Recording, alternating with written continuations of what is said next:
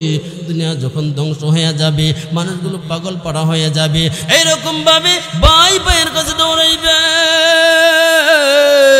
ভাই ভাইয়ের কাছে যাবে, বাবার কাছে যাবে, সন্তান মায়ের কাছে যাবে। আল্লাহ রাব্বুল আলামিন এই কথা কোরআনুল কারীমে বলতেছেন, ইয়াউমা ইয়াফিরুল মারউ মিন আখিহি ওয়া উম্মিহি ওয়া আবিহি ওয়া সাহিবাতিহি ওয়া বানি। আল্লাহু আকবার। আল্লাহ রাব্বুল আলামিন এই কথা বান্দাদেরকে বুঝাইতেছেন, বাজার আল্লাহ তাআলা আপনি আমাকে ডেকে বলতেছে, ওই কিয়ামতের ময়দানে কেউ কাউকে চিনবে না, কোনো ব্যক্তির কাজে আসবে না। আল্লাহ রাব্বুল আলামিন তখন কিয়ামতের ময়দানে সমস্ত মানুষদেরকে ডাকবে আমলনামা হাজির করার জন্য। আল্লাহ তাআলা প্রত্যেক মানুষকে ডাকবে, তুমি তোমার আমলনামা পেশ করো, আমলনামা পেশ করো। এক ব্যক্তিকে ডাকবে, মিজানের পাল্লায় ওজন দাও। সমস্ত আমলগুলো যখন মিজানের পাল্লায় ওজন দিবে, তার নেকির পাল্লাটা হালকা হয়ে যাবে। তখন এই বান্দার কেমন অবস্থা হবে? পাগল পাড়া হয়ে যাবে। একটি নেকির জন্য আজকে তার জান্নাতের ফয়সালা হইতেছে না। এই চিন্তা করিয়া দুনিয়ায় যাদের সাথে সম্পর্ক ছিল, বন্ধুত্ব ছিল, আত্মীয় ছিল, প্রত্যেকের কাছে যাবে, কেউ তাকে স্থান দিবে না, কেউ তাকে চিনবে না, কোনো ব্যক্তি তার কাজে আসবে না। না আসার কারণে ওই ব্যক্তি আস্তে আস্তে দিলটাকে নরম করিয়া, কান্না করিয়া তিনি চিন্তা করলো, আল্লাহকে ডেকে ডেকে কান্না করতেছে। এরকম ভাবে মিজানের সামনে আসতেছে।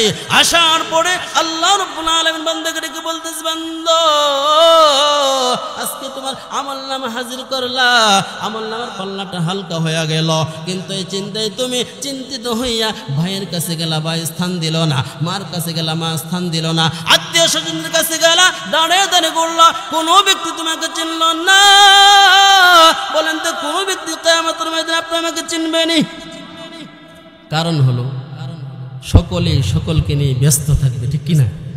সকলেই সকলকে নিয়ে ব্যস্ত থাকবে। তখন আল্লাহ তাআলা বলছিলাম বান্দার প্রতি মায়ার নজরে তাকায় থাকে, বলছিলাম কিনা? ওই মুহূর্তের মধ্যে বান্দাকে ডাকবে, ডাকার পরে যখন মিজানের পাল্লার কাছে আসবে, আসার পরে দেখবে তার মিজানের পাল্লাটা ভারী হয়ে গেছে। সুবহানাল্লাহ। যেই পাল্লাটা হালকা ছিল আর ওই পাল্লাটা ভারী হয়ে গেছে। তখন ওই ব্যক্তি আল্লাহ পাক রব্বুল আলামিনকে ডেকে বলবে, আল্লাহ, আমরা সকলে একটা ডাক দিন, আল্লাহ।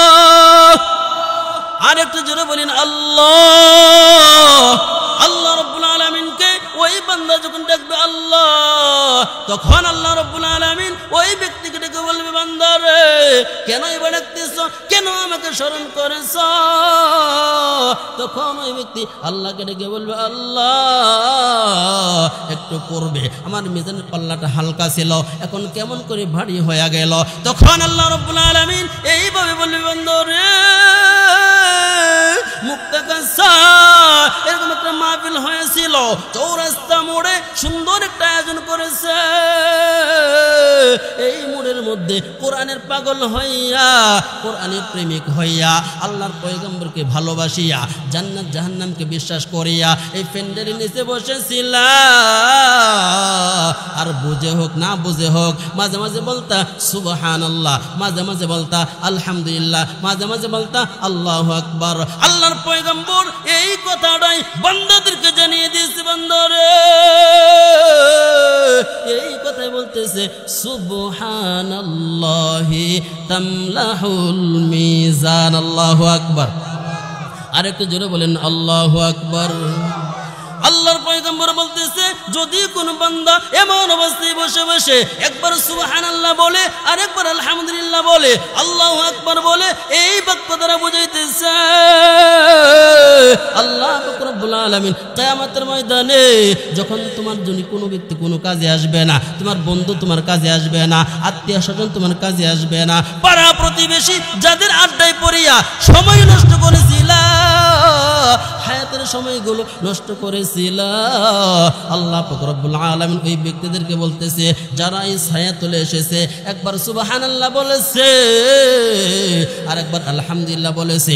আল্লাহর পয়গম্বর বলতেছেন আলহামদুলিল্লাহি তামলাহুল মিজান। আল্লাহু আকবার।